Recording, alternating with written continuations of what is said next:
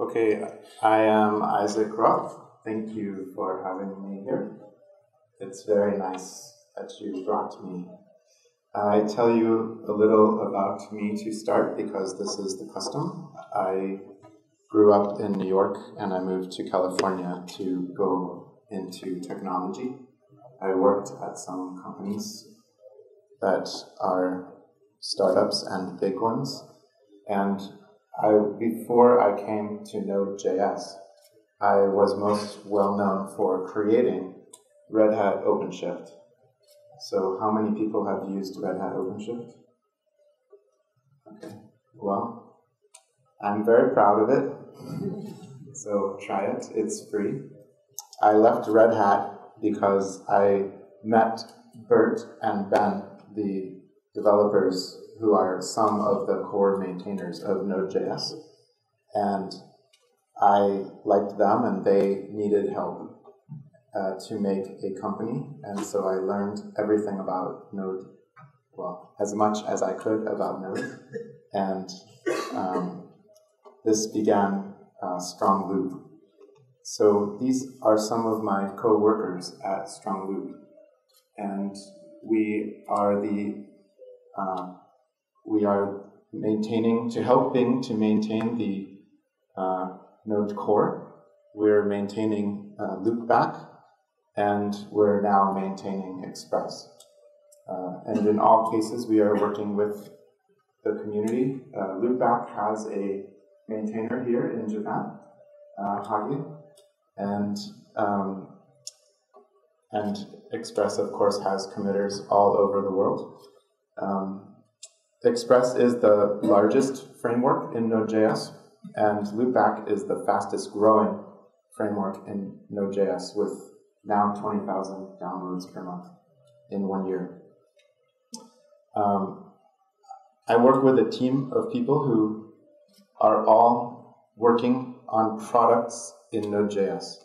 And these are some of the people that help us. We set out to create a company that would make products on Node.js, and today we are the only company making 100% dedicated to products around Node.js, except that's not true. Concurrix is here, and they are also doing this. So we're one of a few companies doing this. There is a shift to JavaScript. That's why we're here. Yes. And why this is happening is something I want to give my perspective about why.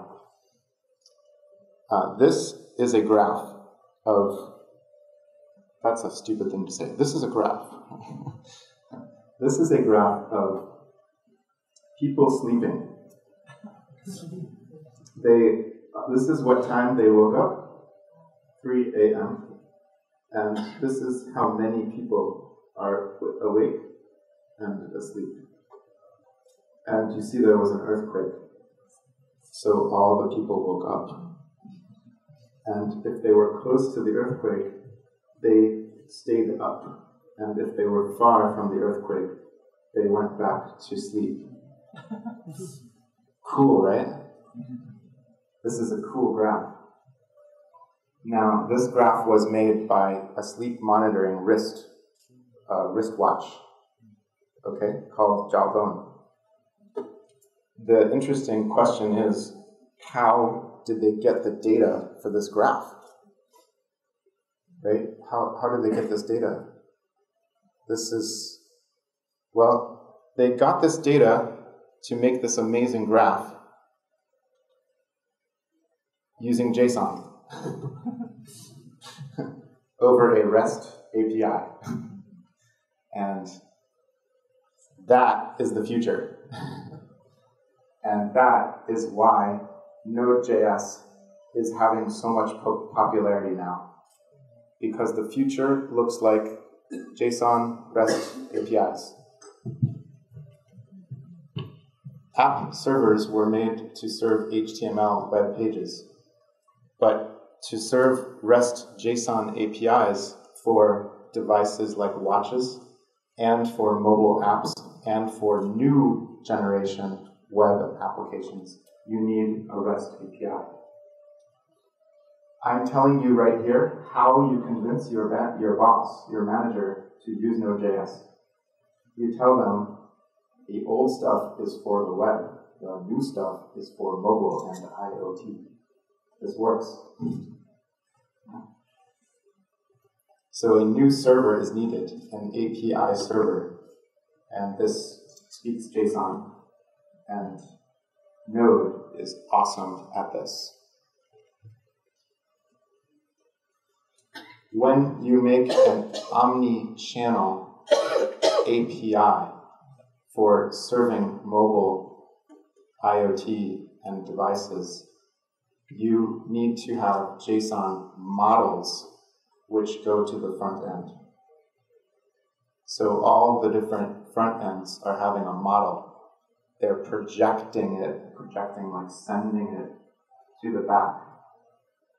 And this is different than an HTML server, right? This is a new way to build an application architecture.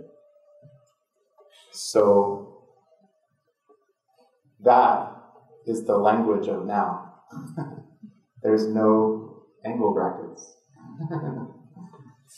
And models on all the devices is how the future works. This is what is driving the popularity of Node. Node is perfect for APIs, and it's JavaScript, and it's great at JSON. It's not just startups that use Node, it's big companies in production that use Node. These are more ways you can convince your friends that it's okay to use Node. You can have my slides. Okay, so now, what is coming in Node? Are you ready? Okay, first there's Node 12. Instead of me telling you everything, you can go to this URL. And there's a list here. All the things in Node v12. Better clustering. Multiple instances in a single process. Easier debugging of clustered Node applications. Better SSL performance. Node v12 is very close. And TJ told me that he would release it in a matter of weeks, like 1 week. But he's told me that before, and that's not happened. I saw him, Michael and I saw him last week. He said there's 1 patch left.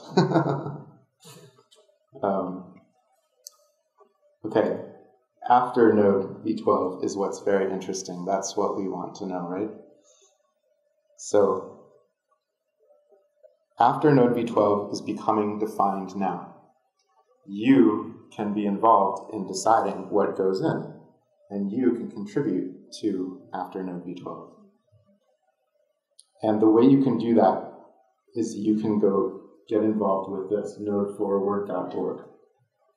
This is a place where you can discuss and contribute to the project.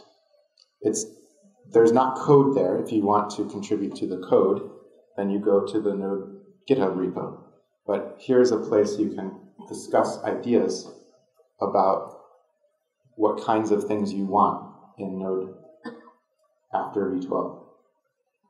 I'm going to tell you what we think should be in there and what our engineers will be working on for after Node v12. And we have many, so this will, I think, hopefully be part of it, but it's a community. We all contribute. So the first thing is concurrency. Node v10 has kind of like old Apache. You have many processes, and you have to load balance between them. Node v12 has a dispatcher in front of the processes that we changed to do round robin load balancing. And there's this is called node cluster. And in the future, we are anticipating having multiple node contexts in multiple threads in a single process. Okay. Same effect, but easier to administer. Now, I have to hold this while I want to show you something, because this isn't interesting unless we demonstrate things. So, here I'm going to show you a tool that's open source called SLC. And this tool allows you to orchestrate clusters of Node and has very nice handy tools and shortcuts for administering and deploying Node. You can write all these things yourself, but this does it for you. So the first part is it has a build.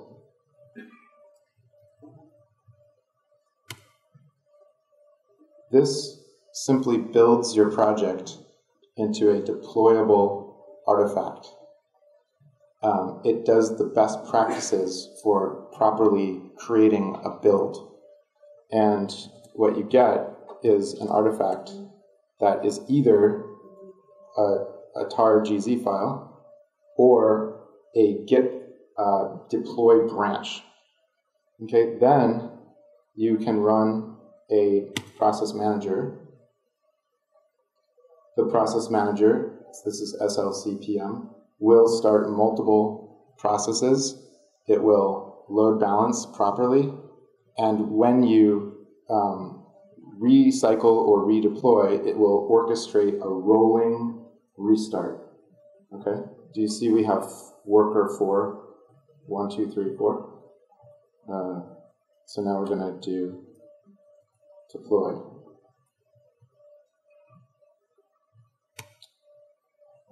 This deploys remotely, and when it does the transfer, I have to speed it up with Guillermo's new project.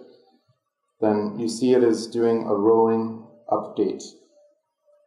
7 replaces 3. 8 replaces 4. And if there is a failure, it will stop and roll back. Okay? So this is node concurrency, something that we want to make better in the future. Cool? Okay, onward. Flow control. How many people hate callback hell? It's the #1 complaint we hear from our friends in the community and from our big corporate customers. On the left, you see callback hell.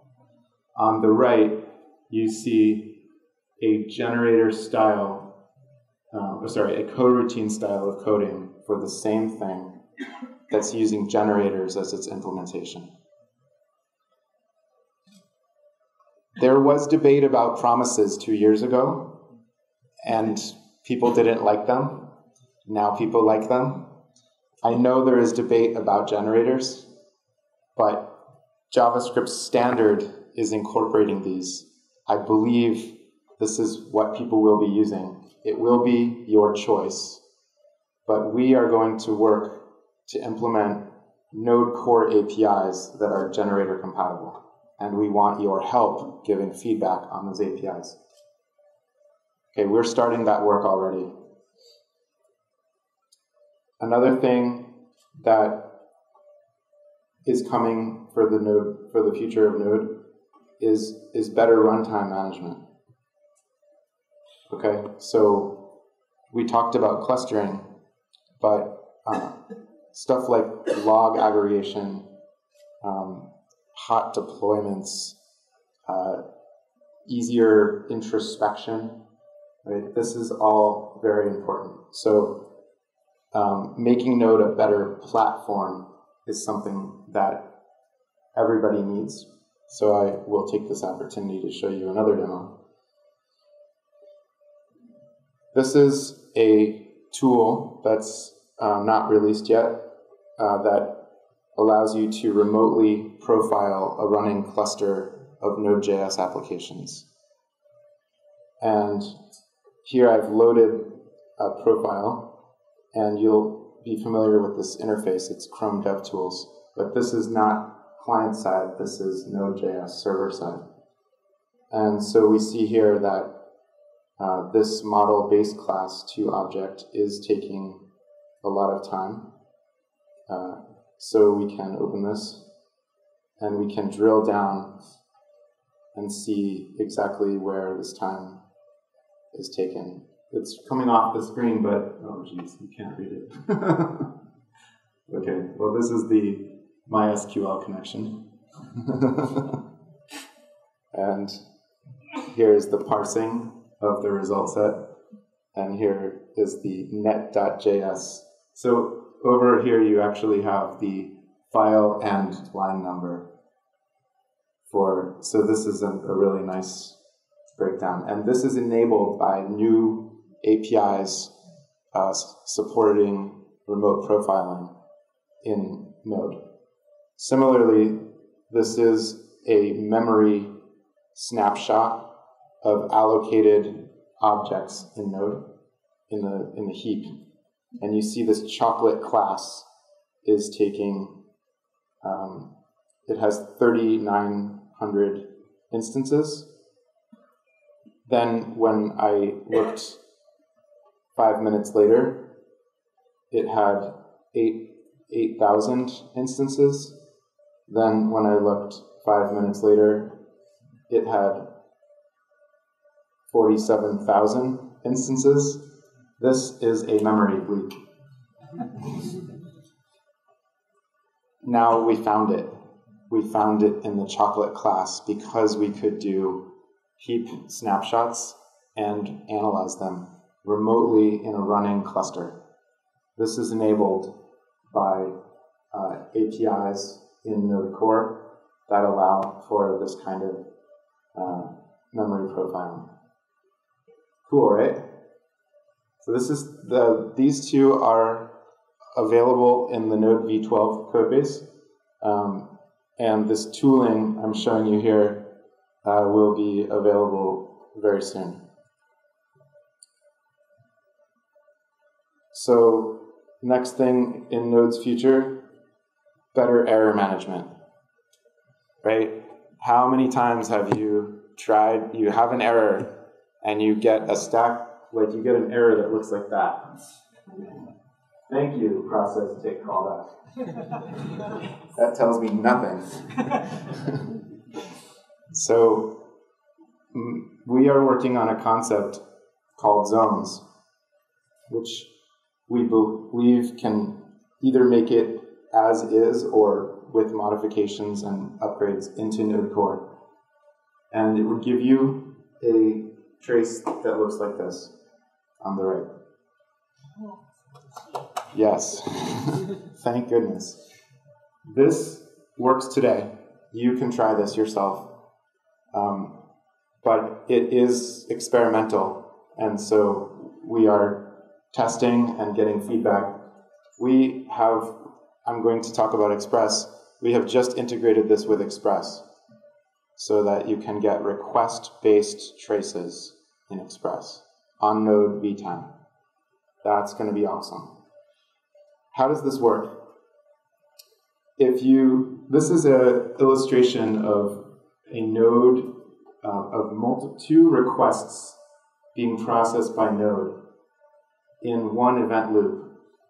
And the way the event loop works across multiple requests is that you have the two accepts here. Notice they don't happen at the same time. Time is going like this. Then you have the callback. That's your JavaScript code. Right? This is how Node works internally. It calls your callback, it calls your callback, it calls your callback, callback. Right? Meanwhile, Node does things for you, like reading and writing, while your code is not executed. So this is the multiplexing of the single event loop. When you get the error today, all you see is this. That was the error, right? It doesn't tell you the context that this callback here is in the context of this request, right? That's what makes it hard to debug. That's what you wish you had, what I wish I had.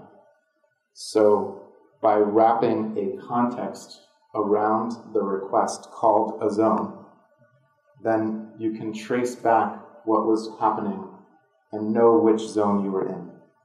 There are some side effects as well, such as being able to clean up the entire zone and all allocated resources if there's an error.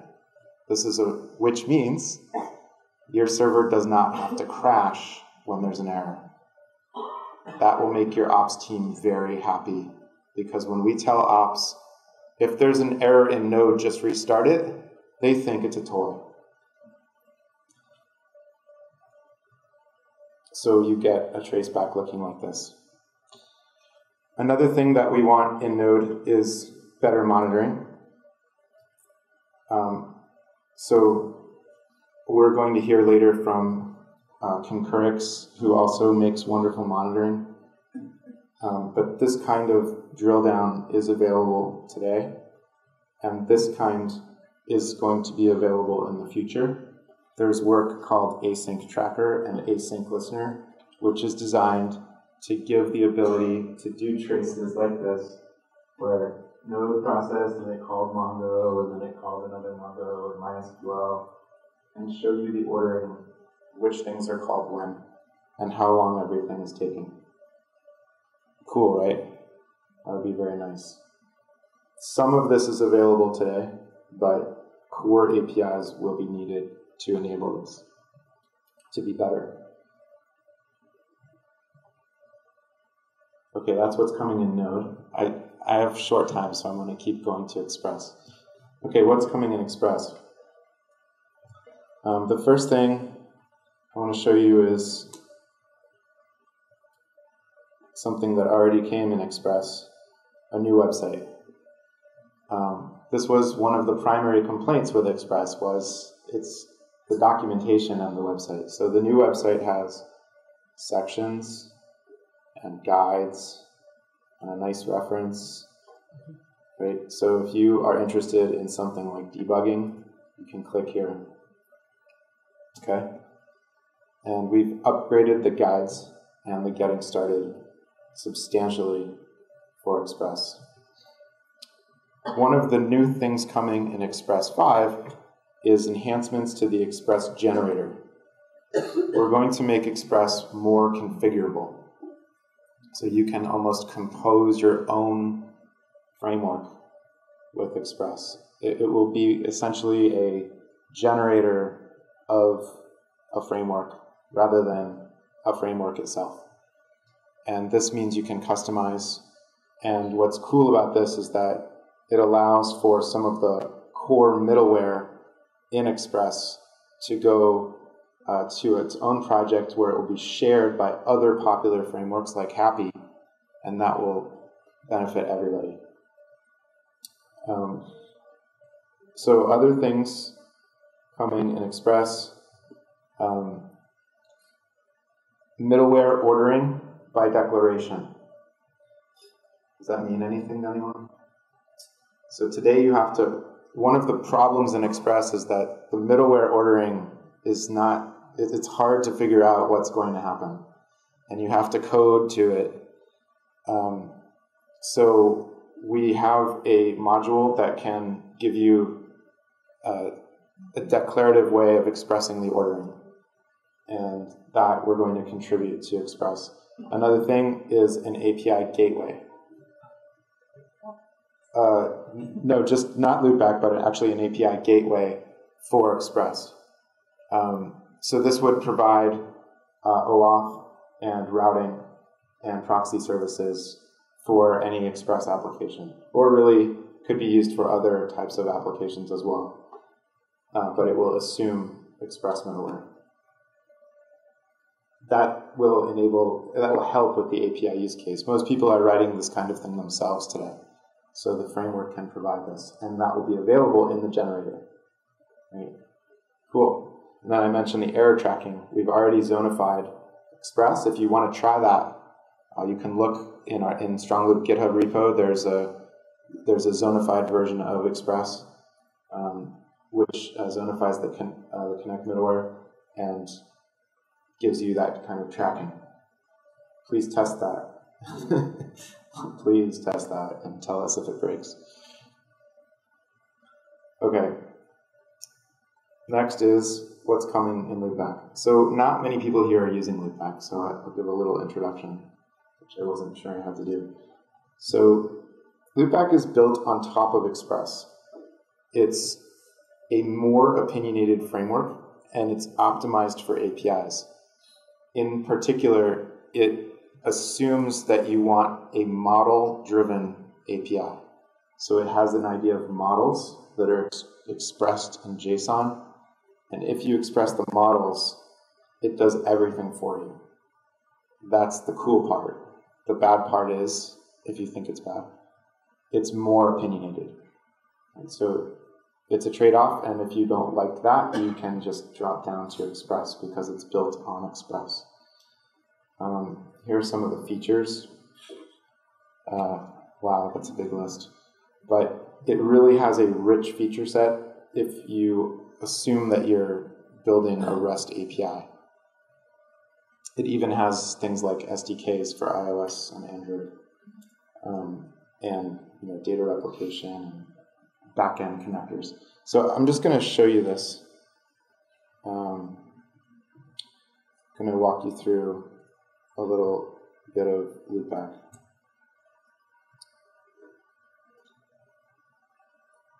So I'm going to type with one hand. What you do is you go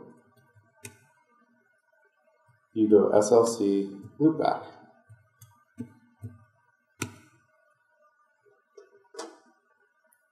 And it has a generator. Shinjuku. And this creates your application. We have to wait for it to npm install and everything, so I already did that.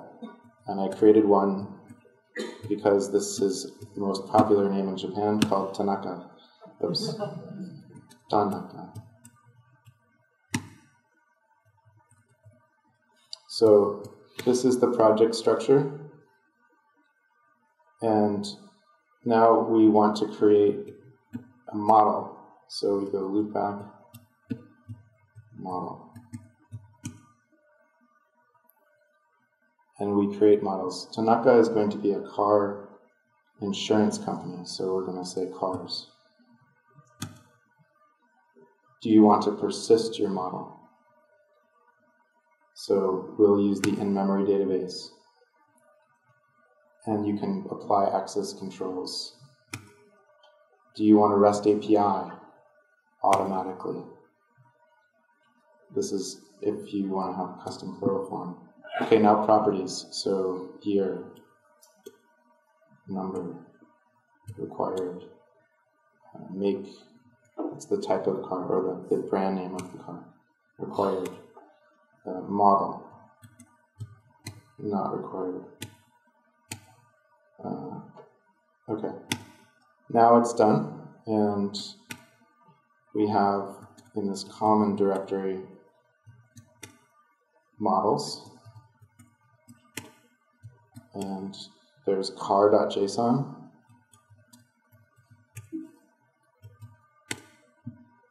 Okay, that's the JSON representation of the model.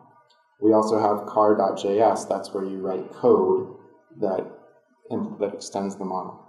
So we can now run this.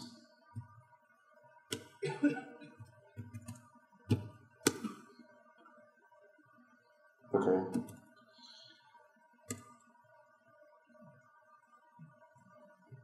So localhost 3000. And one thing that has built in is an API Explorer. So this just came for you. This shows you all the API methods. Now we're going to use this to add some data. So we're going to, can you read it? We're going to upload a new car. It's 2010. We're in Japan, so it's a Toyota. Model Camry. Okay, ID 1. Go. Okay, request was successful. Now we can go to the API, the model name, cars, and the ID 1. Ah, there's the data. Okay?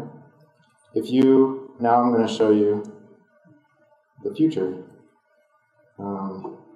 If you want to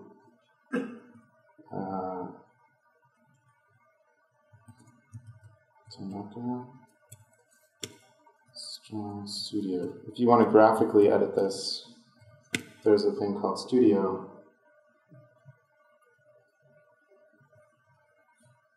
You click here, there's our model, there's our properties, add a new property,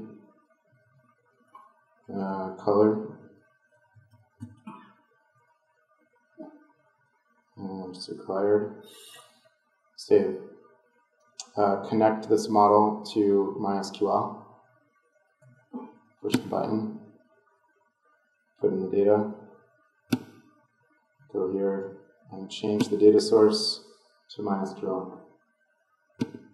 Restart the application. Wow, I just coded an API in node.js with a full... By the way, this API will be exposed natively in iOS now on the SDK. And in Angular automatically as an Angular model. Cool, right? Okay, so that's a little bit about what's coming in LoopBack. And of course, you can find more on loopback.io. Thank you. Baby mode. This is my email address, and my Twitter is IJRoth, so feel free to send complaints, feedbacks, or questions. And if you have managed by the end of the day to use LoopBack, come see me and I can give you a toy. Okay. Yes. はい、ありがとうございます。一応これで話は終わりで、1個だけじゃあ質問を受け付けます。何か質問したいことがある人いますか？ないようなので、多分懇親会とかにもガイドクロスがいると思うので、もし何か来たことがあったら捕まえて聞いてください。じゃあ、もう一回ガイドクロスに拍手をお願いします。